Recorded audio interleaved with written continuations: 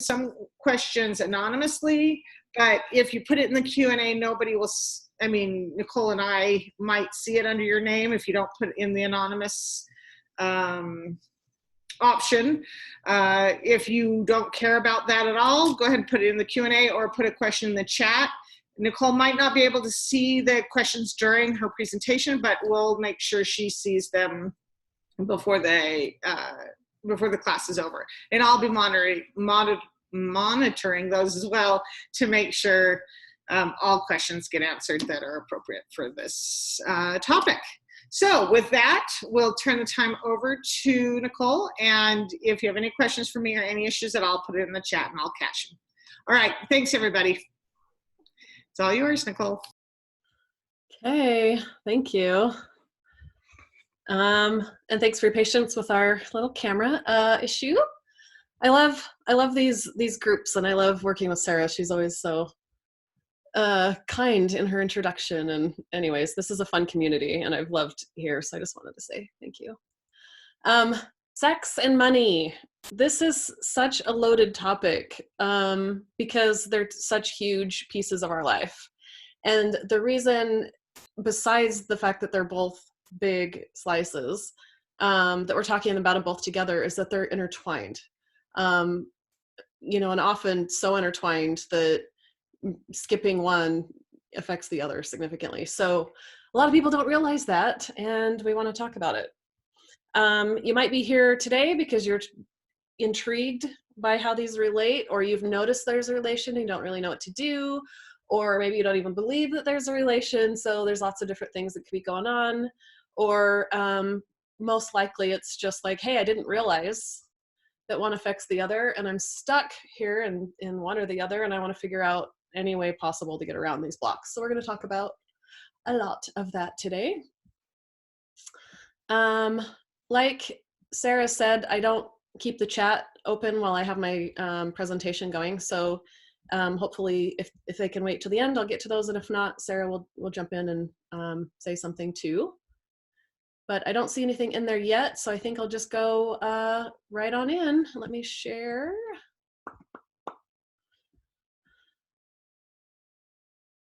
Here.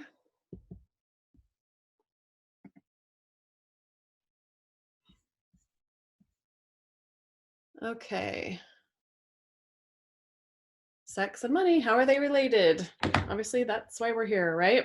The first thing I want you to do is just take a second before we get into any stuff, the meat of this thing, is write down a couple of the beliefs that you have around money.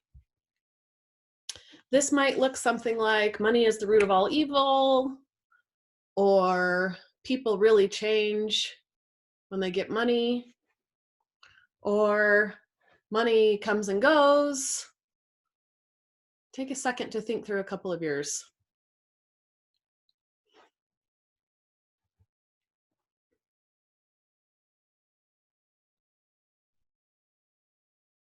I don't want to take too long here because this is something I think will make the point even if you haven't thought of 2 or 3. But if you'd like one more second, if you click that raise your hand button. Otherwise, I think I'll continue. Okay, I don't see anything yet, so I'm gonna go ahead and move on. What I want you to think about here is changing that word from money to sex. So for example, if your sentence was money comes and goes, change it to sex comes and goes. Or if money is the root of all evil, or if people always change once they get money, change those words and see what that does. Right? This isn't some big, crazy, like impactful, like everything solves the world's problems. But I think you can kind of start to see that sometimes the beliefs that we hold around money also play out in our sex lives. So if we're looking at it like people change when they get a lot of money, we might be subconsciously limiting ourselves to getting a lot of money because we'll be afraid to change, right? We'll be afraid to be seen as somebody that's different now. And that plays into our sex lives as well. So if we believe that people that have a lot change in the way that they're maybe not as friendly or compassionate or caring, you may also reserve yourself sexually because you might be a person that is seen as different for having a lot of it. right? And sometimes these limitations are so subtle and subconscious that we don't even know they're there. And this is kind of one way to pull them out. We'll get more into that later, but I just wanted to make a point around how closely tied these two beliefs are. And for that reason, there's a few quotes floating around. One of them is, "What's in your head goes to your bed," right? And that's exactly what I was talking about. If money is the root of all evil, and you believe that having an abundance of things makes you, a bad person because you're not caring, and now you're selfish and somebody that's willing to step on people, that's going to play out into your sex life as well. There's also, I'm trying to remember what the other one is. It was pretty similar to this, but anyways, I'll look it up and come back to it. So money's good for, and we could sit here and we could list all the things, right? Food, shelter, clothing, vacations, cars. When it all comes down to is categories of things, right? The lifestyle that we want to have. Joy, like we want to be able to go on vacations and take our family places. Relationships, they can be, certain types of people that have certain lifestyles that, we want to have as well, or being able to go on dates together, trips together in our relationships. Abundance, right? Having a lot of money gives us the ability to buy all the things that we have, all the things that we want, right? Having more energy, feeling like we're in lack is a drain on our energy. And I think people just generally get more excited, right? And freedom, you have the freedom to make choices differently than you would without money.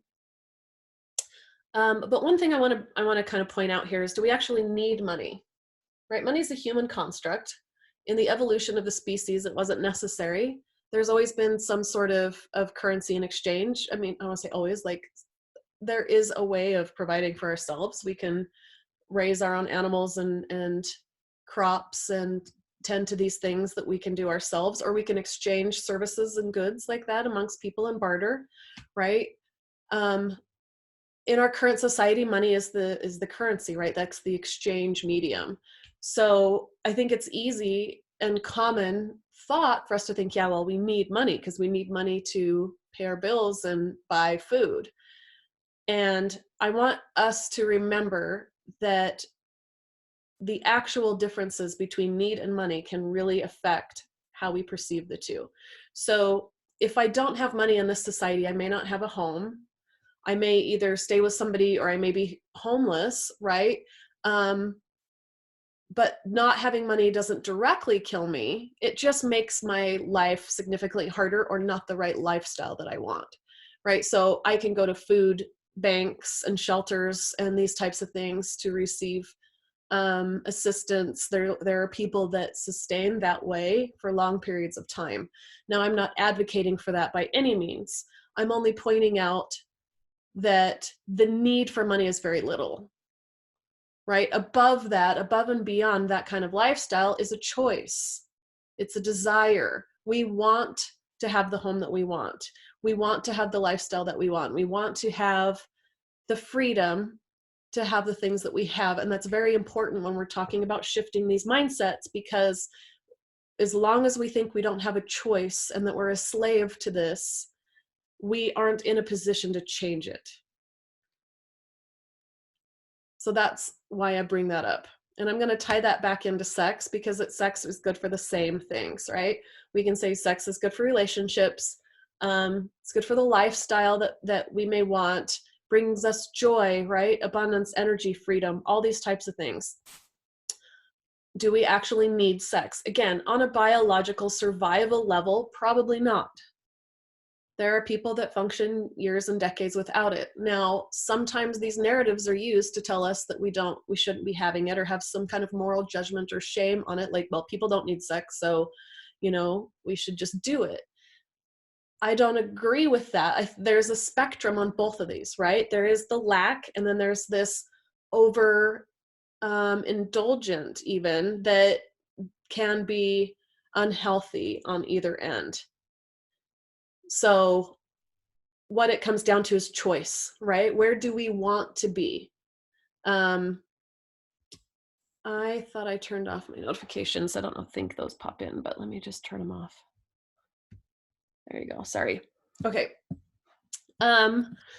So again, I just want to bring to all of our attention that for the most part, the things that we desire and that we want to receive from having money and sex are wants, and generally not like fundamental base needs, because that is going to shift a lot of how we handle these things. Studies have shown that people who have more sex have higher levels of income. There are a few studies that are done. There's one that showed people that have sex 4 times a week or more have an average increase of, I think it's like 250% or something of the averages. I'd have to pull it up and get numbers, and I meant to do that. And there's also some studies that show sex is positively correlated with overall perceptions of happiness, and that there was no significant difference whether there were basically like a relationship or not a relationship, or single partners or multiple partners, or hetero, or, you know, homosexual, different types of interactions. None of those mattered, except just people that overall have sex included in their lives generally see a higher increase in happiness as well. I think a lot of times we focus on one or the other, and they're both important. So how they correlate, right? They're both taboo topics. We can't talk about sex and money with just anybody. Your neighbors are like, oh my gosh, how have you been? I haven't seen you in a while. And you're like, I have not been having sex and I'm terribly upset about it. And they'd be like, oh, right? Even money, it's like, yeah, I've been really struggling financially. People get awkward and they're like, oh, sorry, I hope you figure that out. And they scurry away, because these topics are so taboo, because they come with a lot of attachments to ideas of how we should be in our society and how we should function, right? And so people that are seen as lacking in those areas are seen as not having the right tools to be a functioning member of society, or seen as being not tactful or impolite. There's also a lot of religious correlation around these narratives that money and sex, you know, are from the devil or evil, and we shouldn't even be thinking about those in order to be a person of moral character, right? So those things keep us stuck because we don't know where to go. When we don't have the tools to resolve these things, we don't know where to go, and therefore we don't learn and improve.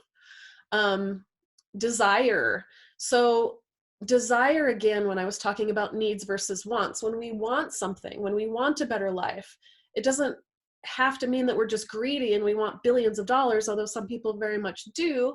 It's because that's our motivation, right? That's our inspiration.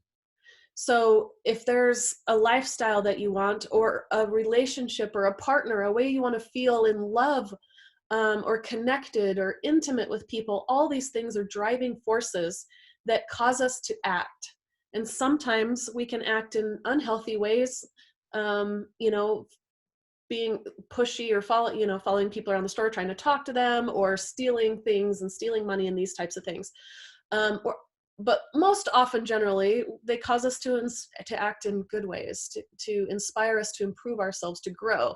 Well, if I don't have money, what do I need to do? I need to get educated. I need to have a better job. I need to go for this promotion. I need to start a business, right? Generally, these are positive things. And I think if we can think about sex the same way, if I'm not having the relationships and the sex that I want, what do I need to shift and change and do in my life in order to have that? And that inspires us to, like I said, grow and be better, but also inspires us to take some risks we may not otherwise. Starting a business is a big risk, financially and otherwise. And we wouldn't do that if we didn't desire the positive outcome that's on the other side. And the same thing with our sexuality. If we didn't desire to have a fulfilling, connected relationship and lifestyle, maybe we wouldn't keep ourselves as fit, or educated, or social, these types of things that make us feel better and benefit all of us as a whole. Fulfillment, giving and receiving. So these are really tied together. Our stories around giving and receiving play into money and sex. So, and I address this again later, but one example is the story that I need to be taken care of. And this happens a lot in the typical heterosexual long-term relationship marriage dynamic, where there's like, say, a stay-at-home parent who's being supported financially, the other person is doing the supporting financially. A lot of times that affects our sex as well, where the person staying home and being supported financially now takes this non-dominant, submissive, thank you, submissive position of not initiating or cultivating or activating sexuality as well, because they've played into, I need to be taken care of, so you do that for me. You will know how I work, and I need to be aroused and talked to and pleased, and I'll receive that. And oftentimes there can be complaints about, well, I want them to do more and initiate more and speak more and give more feedback. But a lot of times that comes from all that same mindset. If they're not doing that and creating in any other aspect of their lives, they're not going to be super creative in their sexual life either. And the opposite can be true, where somebody feels like they're responsible for everything. They may feel like they're, burdened with it. And then it becomes an obligation. And those dynamics play into these things really heavily. Life force energy. So again, when I was mentioning the energy that happens when you have options, if we stop and look at just the biochemical response, sex and money both generate biochemical responses in our body with dopamine, serotonin, these types of things. Money generally a little bit less, because sex is such a evolutionary physical process for us, and money is more of a construct, a secondary reward system, that we don't get as much of a reward biochemically from money as we do from sex. But that alone shifts our whole energy. And you can see, like on the movies, even, you're like, oh, she got laid, right? You can tell that they're confident, they feel and look more radiant. They have more energy and willingness to go tackle things and do things in the world. And the same is true with money. When we have those things and we make them happen, we have more energy. And we call that our life force energy, because from that place, we're inspired, we're creating, we're motivated, we're pushing, we're changing, we're feeling great, we're helping other people, we're contributing to our community. These are all things that are life force energy. And sometimes you can hear people in the spiritual world refer to this as sexual energy, and it doesn't all have to be just sexual. It all comes from that same energy source in our bodies. And I don't know if a lot of people see those correlations there. Expansion, growth, wanting more, and I mentioned that before with the desire and motivation. Relationships with self and others. When we feel like we're not worthy, right? Which is usually what happens when we don't have sex or money. We feel like we're not worthy. We shut ourselves down and we don't put ourselves out there, and we'll often turn down advances or requests for connection from people, or opportunities for money or promotions or these types of things, because we don't think we're worthy. Well, I'd apply for that, but I'm not ready. That person asked me out and you're like, oh, they would never go for me. They are way out of my league. These types of things happen, and it ends up being a spiral downwards. Whereas if once we shift that energy and we get to some momentum the other way, we start attracting more and more. Our self-esteem, and again, I address this, fear, desperation, worth. So when we don't have money, we think we're unworthy, right? Like, I'm not successful in this society. Here's the person I'm supposed to be based on whatever I've been taught or told, and I'm not that, and therefore I'm not worthy. And the same thing with sex. If I don't have somebody that wants to love me and wants to have sex with me, then it must be because either I'm unworthy and I'm not attractive, or the other people are, right? The other sex, they're terrible because they always do these things. And those type of mindsets keep us out of our power of shifting it, right, and attracting what we want, but also keep us stuck in the other one. So if we're not getting dates or interest, we're probably having a hard time with money. We're going to find some blocks. And if we're focusing all our money on blocks and not dates, then we're going to be just basically blocked everywhere. Core wounds. And touching on this before again, our stories and our core, the stories that we've carried from our childhood forward play into both of them. And these are those beliefs like money is the root of all evil. And there's some more that kind of play into it. I have a slide for those, but they affect our worth as a whole. And those translate. So they're related. Why does it matter? Ignoring either shuts down the flow of energy for both. So our energy that flows through us is like a garden hose. And if you kink it, it doesn't flow, or it severely lessens the flow, right? And you can't block one thing and have flow in another. And that happens with our emotions and our thoughts and our energy and everything. So if we're trying to shut off pain, we also shut off joy. If we're trying to shut off fear of not having money, we shut down our ability to receive and be open sexually or in our connections and our intimacy as well. If we're not feeling supported or not getting our needs met, like say in a relationship, and we feel like, well, I'm due something I'm not getting, that mindset translates into our business and our finances. And the opposite can be true. If we're focused so much on one and we're the one ignoring the needs of the other, our partner is probably not supportive of our business because they feel neglected in our relationship. Or our business partner feels like you're not focusing enough on the business, and they're going to start doing things to kind of cut you out while you're focusing so much on your sex life or your dating or things, right? And these things can play into each other. Wanting to be saved is what I was mentioning, like, it's somebody else's job to take care of this. Somebody else's job to save me. Why won't they just do this for me? I wish somebody would just come along. I actually noticed I have this one a lot, and it's a pattern I've seen in my parents and in my own life where I've been pretty independent, and I thought this wasn't the case, but what limits me in going farther is this idea that I want somebody to notice and recognize me and see my potential and help push me through something. Like, why aren't they just seeing who I am here and what I do here? And I think that has also played into relationships, because if something's amiss in the relationship, I'm like, well, they should be fixing this. How come they can't see what I need and want? Why don't they even care about me enough? And those stories cycle.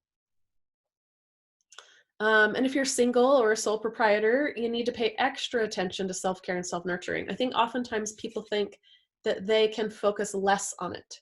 If you're single, I don't have a relationship I have to nurture, so I can focus all on business. But then what happens is you're shutting down part of your being by shutting down your sexuality and your openness for connection. And therefore, it plays into your business as well, because you can get really stuck there. Or you can validate yourself by being successful and making money, but you'll find you lose it quickly, or you limit yourself and like, I can't break through this thing, or something's stopping you because you haven't addressed all the issues in the subconscious mindset that's going into breaking through that barrier as a whole. So we're really limiting our lives here. So what gets in the way? If we know that they're related, why don't we address it? Right? Well, shame is the big one. Our society largely operates on shame. It's a way that we've learned to police ourselves and keep people within a framework of what we think is reasonable, right? And we see it with laws, the legal system, we see it with religions, we see it in individual families, even in the media. So if something happens, maybe a parent was doing something, and it doesn't even matter what the parent could be doing, but maybe they're caring for somebody who's ill, and a 3-year-old wanders down the street, and the neighbor calls the police, and it gets reported to the news, and all of a sudden there's 17,000 comments on this article about what a terrible parent they are, right? We shame trying to keep people in line instead of like, dang, like that parent probably feels really sad about what just happened. I hope that they're okay. Right? And I hope the child is okay and wasn't too scared and they weren't in any danger. I know as a parent, if something like that happened, like I'd be floored for a long time. I'd be like, oh my gosh, I can't believe I did that. I'd be terrified of letting my kid out of my sight, right? It can be traumatic, and we don't think of it that way. We think of these shaming things. So again, if somebody has no money and they're homeless, we're like, well, they should have made better decisions. That's a shaming tactic, right? They need to quit doing drugs then. They need to pull themselves up by their bootstraps. These are shaming tactics that in our minds help us feel like we're falling within the rules, right? Because we're like, well, they aren't, and so that's their problem.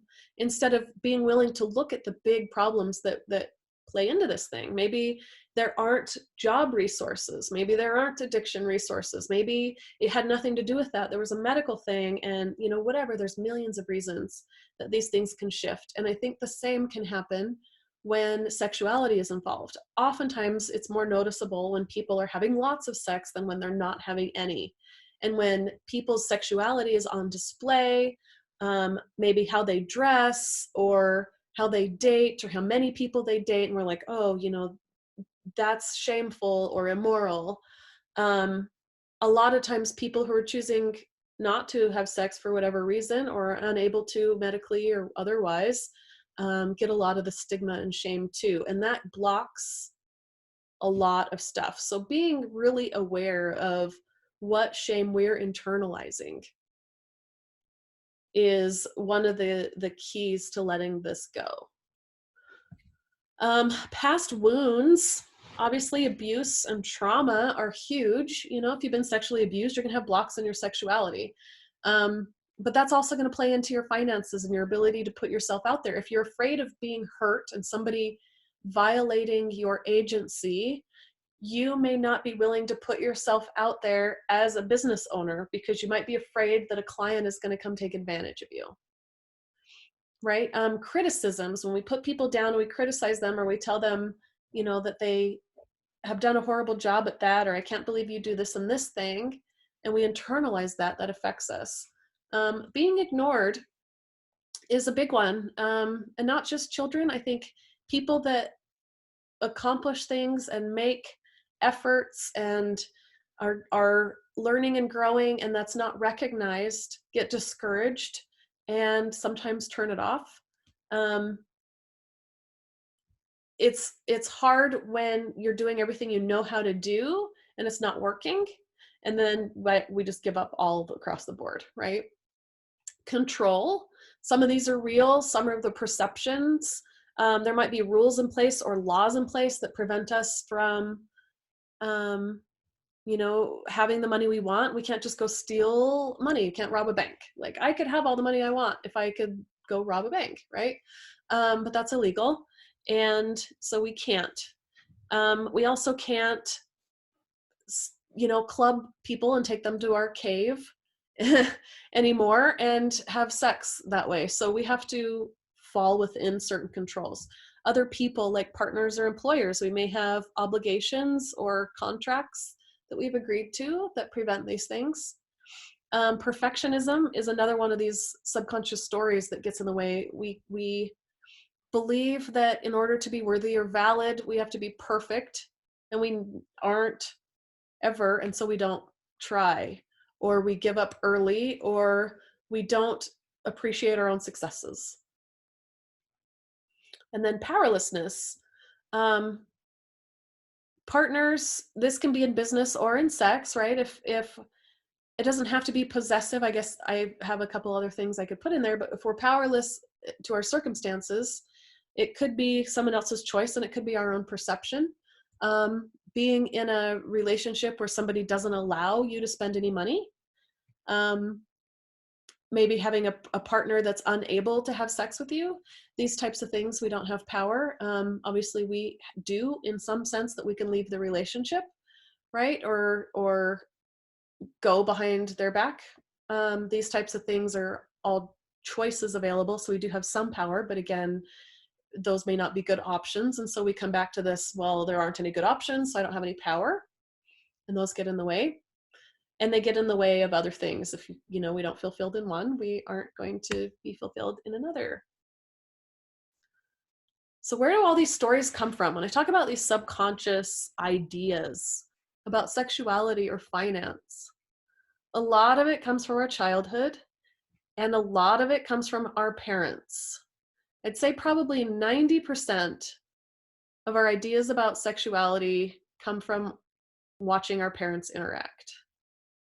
Maybe it's a little less because some of it's media based and socialization, but anyways,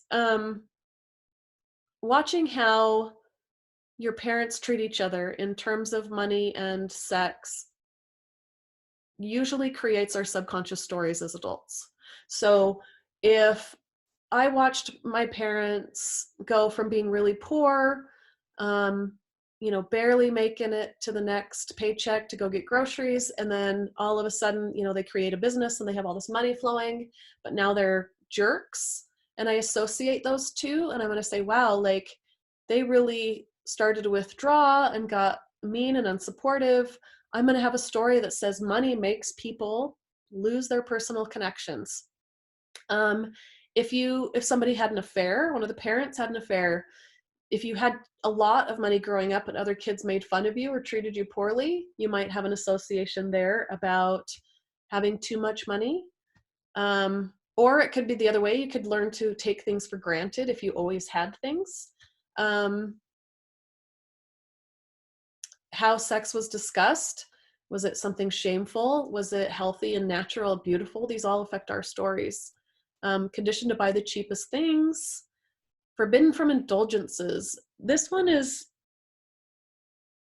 not addressed, I don't think, very much in these types of discussions. The idea here is that need and want thing, right? We don't need it, so we're not going to buy it. Whether it's a little toy or a treat or something, it's like, no, we don't need that, we're not going to buy it. And then it turns us into these adults that are like, well, if I don't need that, I won't buy it. So that limits us in two ways, because one, it keeps us at this level of I can only have what I need, right? And that's limiting. That's going to put a glass ceiling above us. How are we going to expand and grow into having more than we need if we think we're only allowed to have what we need, right? And the second one is this self-care idea. If I don't think I'm allowed to have extra things that I may not need per se, I'm going to have a really hard time allowing myself the rewards and the balance that's required to maintain this flow of our life force energy. And that, we can go out and we can hustle and we can build our business and we can be working on our relationship and be really growing and making good connections. And sometimes we also have to take care of ourselves. And if we're not allowed to do that because we don't need to, eventually it catches up and things they build up, they overwhelm. And then we might have like, I don't know what's going on, but I feel like running away from my whole life. Or, and it can be small things, the bubble baths and all these things you hear about. It can be a vacation. It can be, the ice cream or something. Or it can be the bigger things. Am I allowed to buy myself a nicer car? Am I allowed to upgrade my relationship? That's a really tricky one, right? Sometimes our relationships are functional and the bills are paid and the kids are raised, but we're not happy and we're not flowing and we're not connected. And there's a lot we can do in between, but if it's not working, are we allowed to leave and find something that's better? And when we have this mindset that we're not allowed to have indulgences, that we limit ourselves and we glass ceiling ourselves there. Were you specifically and intentionally taught about money and budgeting? When you were given things, were there expectations? Were there strings attached? You can have nice things, but that means now I control you. Those types of mindsets will be like, well, yeah, if I get money, then I'm just, going to be under the control. And then again, if you saw someone close to you change after their status changed, whether it was after divorce or finances change, or maybe they met a new partner and they changed, all these things affect our mindset. So how do we shift? One of the keys here, and I mentioned this before, so I want to come back, is the shift from need to want. And I'm sorry, I thought somebody was messaging me about the class, otherwise I would do this later. No, okay, sorry. Need to want. So again, that idea that well, two ideas, right? The first is that I need these things and I actually want them. I don't need a big house. I don't need anything more than maybe a studio, um, just to have shelter, right? I want to have a 3-bedroom townhouse for me and my children in this neighborhood where their friends are and their school is. Um, but differentiating that puts us back in choice, and it gives us the power to choose and change our life if we want to. As soon as we get back into like, I need money, I can't change this because I need this money, I need this money to pay the bills, because if I quit my job I won't be able to pay my bills. Well, how much do we actually need? How much of this house do we actually need? How much of this lifestyle and the things that we're using our money for do we actually need versus what do we want? And that's where the choice comes. Okay, I want to maintain this lifestyle, therefore I'm going to stay in this job. Can change everything. That will change your whole flow of your energy, even if you don't leave that job. Or it might go, okay, I have the choice to leave. Maybe I'll make some cuts somewhere and some trade-offs so that I can leave this job and have the one that's more fulfilling, and that shifts your energy flow again, right? Treat sex like a skill. Oh, this one's fun. This could be a whole topic in itself, because it seemed like playing a game, playing chess, like, oh, you happen to be good at that hobby, or I don't have a lot of experience, or whatever. If we know it's important, and if we know it's a big part of our lives and a big part of our happiness and our success in all these other areas, why aren't we taking the time to actually learn how to do it and practice it with intent? If we can read some books, watch some videos, hire a coach, do these things that will improve our skills sexually, we're going to be more satisfied, and our partner is going to be more satisfied, and we're going to have more of that energy flowing, and that's going to be where that motivation comes in. We want to grow, we want to do better, right? And keep improving, and that's going to flow into our business and our money as well. So as soon as we can treat it like it's important, we'll go get a degree, spend several years learning how to run a business, right? And to pick up a book about sex is like, oh, that must mean I'm a failure. Okay, but that's where we're limited. Being willing to get naked. Getting naked is not just physical, although there's huge blocks around that. Getting naked in front of our partner, somebody that's already established they want to be with us, is still unnerving at times. Just standing there naked, like being naked with somebody. We have so many stories in our heads. What do they think about us? I don't know how I feel about myself. Have I been working out the way I want? Have I been handling things and treating my body the way I want? All these different stories, right? Standing there naked financially can be the same. Here's my situation. I have bad credit. I've got not a lot of income, or I have a ton of money and all these trusts, and or I'm supported by somebody else and I'm ashamed of that. Whatever the case may be, being vulnerable is so scary, but that's where our power is, right? Being able to sit with a partner and just be like, this is who I am, and not only be accepted there, but accepting of yourself there, does huge things for all of those stories. It's like, yeah, maybe I should have better credit. Maybe I should have more income, but I don't. It is what it is. The life I've lived is what got me here, and I'm okay with that. And the person that's with me is obviously okay with that, because they're here too. And if I want to shift and grow and do better, I can, but I am who I am. Right? And if the person that is there isn't okay with that, then that's not your person. Right? We can all want to be better and grow and do better, but if we're over here like, you should have done this and this thing, there's no way. That's not realistic. There's no way to go back and change my credit report, and there's no way to go back and change my sexual history or even my body to this point. I can change it going forward. And standing in that power of the present and the acceptance and being vulnerable, and knowing that the other person is really vulnerable there too, so you're not alone in this, right? That's where our power comes from. Considering both self-care. So I mentioned how important self-care is and how often we forget it. But a lot of times, if money is just a need, right? We do the job to pay the bills and whatever, and then we come home to get away from our job. But what if finding ways of making money flow for us and creating the freedom that we want is self-care too? The way that I take care of myself is putting myself out there in finding creative ways of generating income so that I can have more money to take my kids on a trip or to donate or help other people, or these things that all the things that we want to do. That's taking care of ourselves too. And the same with sex. Like, I am a much better person if I have a healthy and flowing sex life.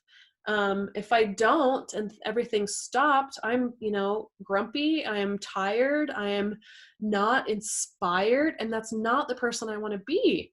So taking care of myself, and it doesn't always mean I have to find a partner. We may have to learn how to take care of our own needs in those spaces, whether it's financially or sexually.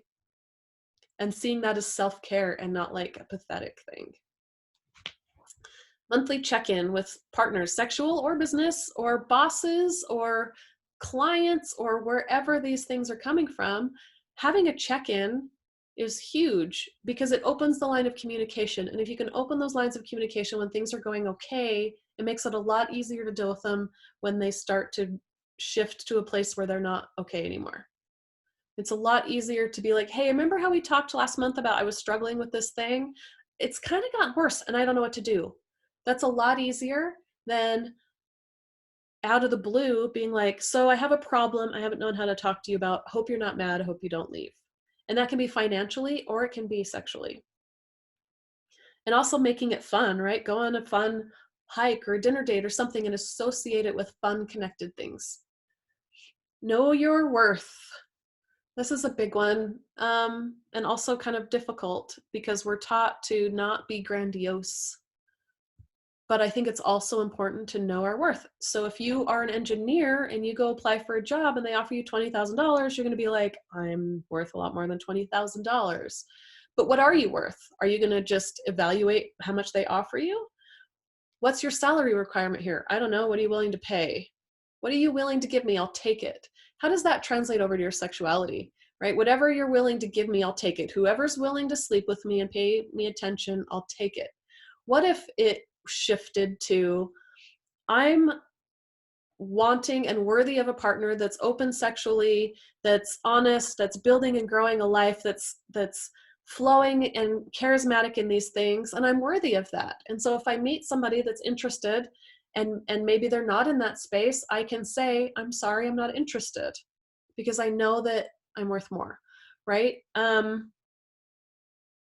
That plays a huge part in our happiness. If we take that $20,000 an hour job because we think we can't do anything better, then we're going to be living that belief every single day. Well, I'm here because I can't do anything better. I don't deserve any better. I have to figure out how to make my life work with $20,000, even though they should be paying me more and they're not, and we're stuck.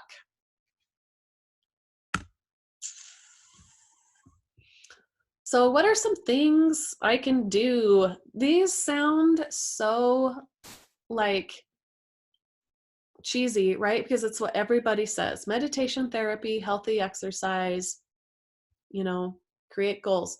I'm telling you, these are the like above and beyond any kind of activity, above like, here's how to take a course on this or get a degree or whatever. If you can keep your body healthy and your mind healthy, these are all the different ways. Your mind, your body, you are going to find so much more success in all of it because it all comes from that same place of feeling good. I feel like I'm healthy. I feel like I'm moving. I feel like I'm centered. I'm learning. I'm growing. Having the mindset of growth and progress is the number one thing you can do to make shifts in your blocks sexually or financially.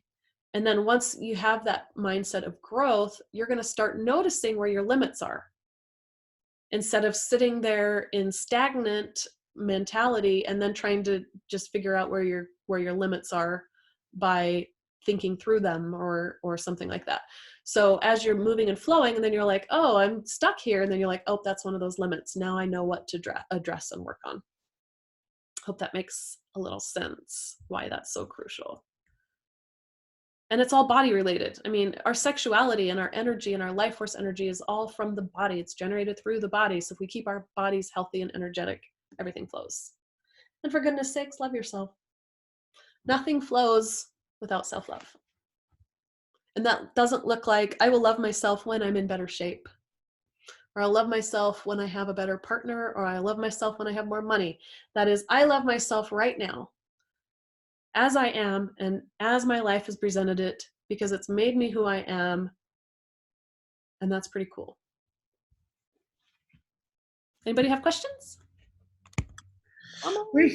We have a couple of questions, but I want to jump in while people start adding their questions. And again, add them to the chat or add them to the Q&A.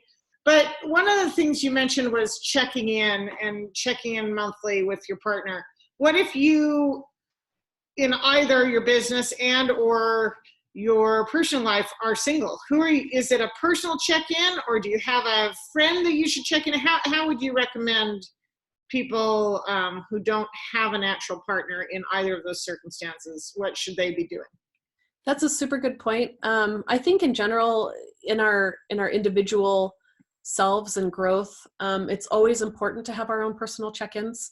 I personally have a bi-weekly kind of check-in, and I do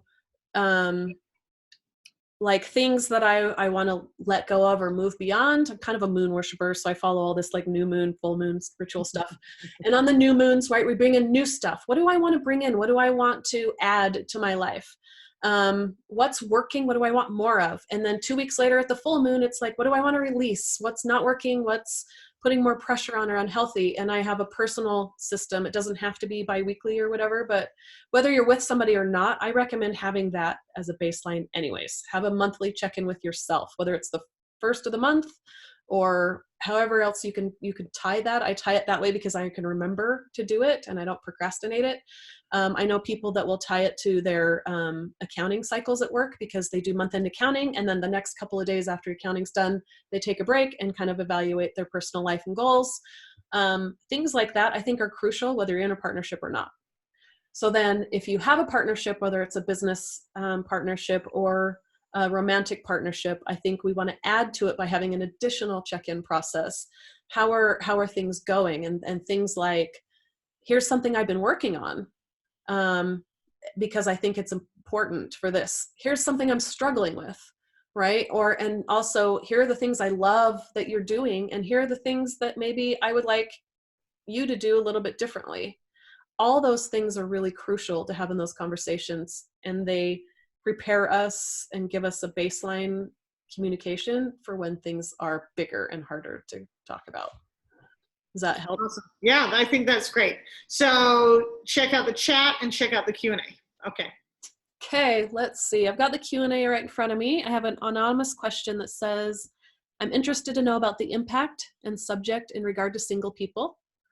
So I think when I talked about the check-in, there's that part. I also mentioned at the point of if you're single or a sole proprietor, that there's more responsibility to nurture yourself and not less.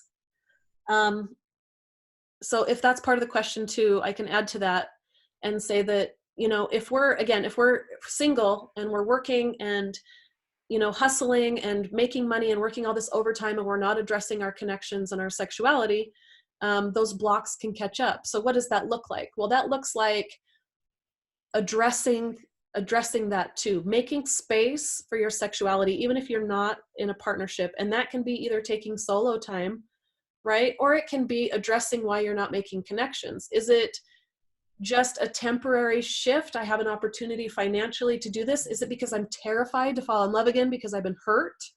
Is it because I'm afraid of,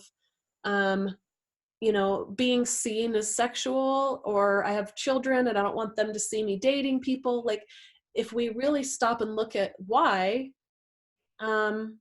maybe we just, again, choose to not address that because I want to focus my energy here. But in order to keep that energy flowing, it's important to find other ways to keep our sexual energy flowing. And it doesn't always have to be sexual. This can be creating something. This can be painting. This can be running a marathon and accomplishing some big things. All these things that we're creating and new ideas and new inspirations, they all come from that place.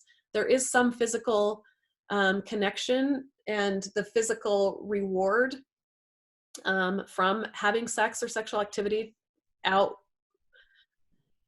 If you even out the effort required to achieve that, you get more of a reward from the physical, but there are other ways to accomplish that as well. Lots of questions. I love these. Okay. Do you have any suggestions about ways to educate oneself about sex as a skill? Books or resources that tend to be void of shame tactics? I'm considering the ways I can better help, even if indirectly, and help my teenage boys be better educated about and prepared for sex as they experience life. Okay. Yes. There are a lot out there, and there are a lot of good stuff, and there's a lot of stuff that maybe has a narrative that can end up being more hurtful and more limiting. But I'd say the key to any of it is knowing your own values, because I can make recommendations on books, but I don't have a religious base for how I practice my life and my sexuality. You may with yours and your boys. There, you know, the couple for the broad masses, a couple of the good books. There's Mating in Captivity and Sex. I have them here.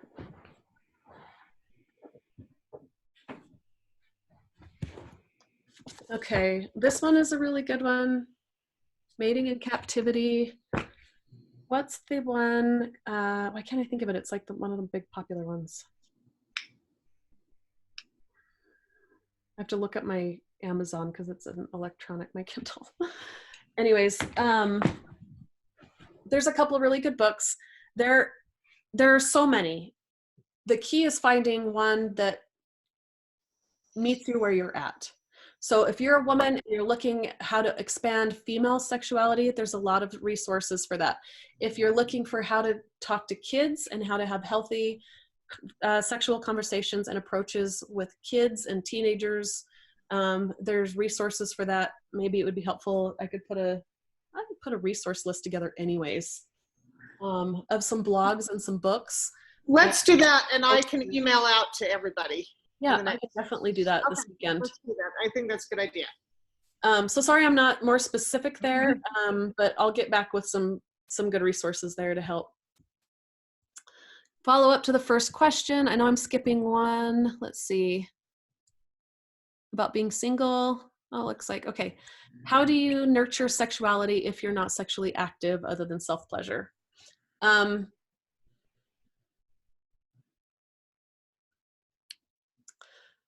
Okay, so the best way I can kind of answer this question is to look at different things as having kind of a point value, a point on the scale of sexual energy, right? And obviously having sex or self-pleasure is going to be like a 10. Like those are the things that they can, I mean, sometimes there may be like not good sex or harmful or something that maybe not, but for the most part, good satisfying sex is a 10. But if you think about how you feel in those spaces, right? Even just feeling attractive. Like if you're walking through a store and somebody is like, oh, wow, you look great today. You're like, oh, right? And you feel this expansion and this aliveness, right? So other things that are personal to you that bring out that aliveness are what is going to enhance that sexual energy flow, right? If you're not looking at self-pleasure or sex itself as an option, you can still do other things. There's massages are a big one and still have touch. Platonic cuddling can be one. Even just getting a makeover, getting your hair done, luxurious bubble baths, right? With a glass of wine, or creating something. Or like I said, I mentioned a marathon at one point. There's a lot of training and a lot of physical exertion that goes into that. And you're setting a goal for yourself and you're reaching it. You're like, this is something that's important and I want to do better. And you're improving every run. You're learning how to breathe different. You're learning how to pace yourself. You're learning how to nourish yourself with nutrients. And then you get that rush at the finish line, just like you would with, finding a relationship or sex itself, right? It's dopamine and oxytocin and all these different things.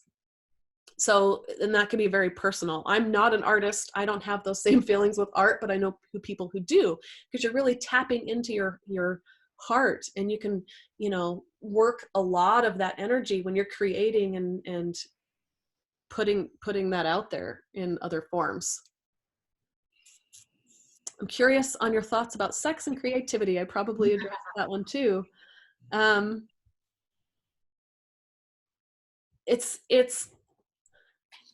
if we go deep into evolution, right? If you remember Maslow's hierarchy of needs from 7th grade or whatever, right? The very base of our needs are those food, shelter, and safety, right? And I'm talking the kind of safety that means we're not at risk for getting shot or something like that, or war, right? And we have food and these things. The very next one after that, the very next one is this sexual component, right? Because as a species, we have to procreate for our species. And now it's not as necessary, but it's built into us to be that important. Even before self-actualization, relationships, self-love, those things come above these things. So our need for connection and the flow of our sexual energy is so critical to all those other things. So when it comes to creativity, right, if you're stuck in your sexuality and you're like, I can't get a partner, nobody wants to pay attention to me, you're probably not as creative, right? Or at least productively creative. You might be creating an angry painting, and a lot of people might resonate with that. So there's some creation there. But when it comes to creating, something that is sustainable for you energetically and financially in your life, it's not going to flow. And the same as the other way. If you don't have money, you're not creating the other way. But we can also use those creations to try to get things flowing. And sometimes it's a little bit at a time. Sometimes it's for a moment or two or a day. It doesn't have to be just this open floodgate. We kind of have to play into those and really feel into them. And that's why the check-ins are so important, to go back and be like, wow, this week was really good. I tried something new and I felt great. I should do more of that, and trying to get those creative things flowing. Okay, I don't see any other questions. So thank you for that. And thank you for everybody for being here. I hope you got out of it what I did. As I said at the start, I think this is going to be a good topic, and it sure was for me. So thank you to Nicole. Thank you for everyone for being here. Please join us at a future date. We'd love to see you in other classes. Thanks to everybody, and have a great day. Thank you so much, everybody. See you next time. Have a great weekend.